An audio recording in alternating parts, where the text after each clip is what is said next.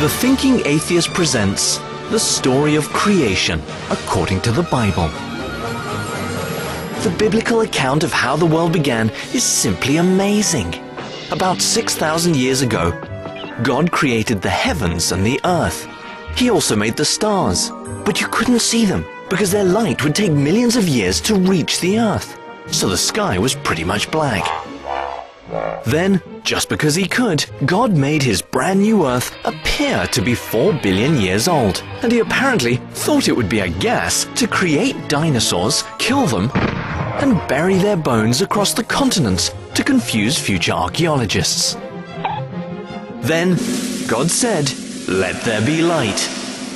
Some Bible verses later, he conjured up the sun, which seems redundant if he already had light. Besides, the sun is a star, and oh, never mind. What this tells us is that God, who has no beginning, was previously operating in complete darkness. Poor fellow was probably feeling his way around the pre-cosmos with his hands outstretched, pawing for light switches and trying desperately not to trip over the dog. For this reason, we can be certain that God was in a very irritable mood when he created man. Our first clue, man was created to be naked, in the bushes. Those of us with specific male plumbing shudder at the thought of Adam hiking in the brush with his loins unprotected. Everything would become a potential source of scratches, flesh wounds, and rashes. Shrubs, tree limbs, sharp boulders, hungry locusts, and harmful UV rays emanating from a freshly created sun. God then snatched a rib from Adam's body to create a companion, woman, who was also naked. Unfortunately, Adam was rarely able to enjoy her curvy voluptuousness because he was in serious pain from losing the rib, and he had a terrible sunburn on his hoo-hoo. Then, God created the birds. No, wait, the birds came before Adam, and God created the other animals.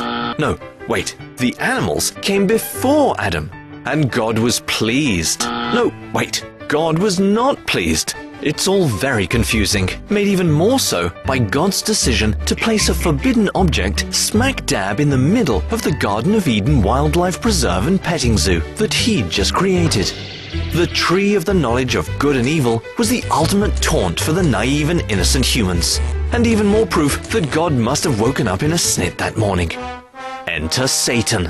Satan was perfectly created by God, which explains why Satan manifested attributes like jealousy, anger, and hatred. And God banished him to the very place where God wanted absolutely no jealousy, anger, and hatred. This is not unlike locking a rabid dog inside a nursery. Not good. Eve, feeling neglected, was then tempted by Satan in the form of a talking snake. Chicks always fall for the bad boys. Yum. And ultimately, two naked, innocent humans made a single mistake, prompted by a reptilian apple salesman. And billions of their descendants were sentenced to a life of sickness, disease, crime, pain, confusion, physical death, and the threat of eternal torture in a fiery hell.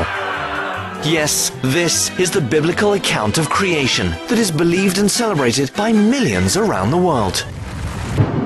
Let's hope God doesn't create anything else until his mood clears.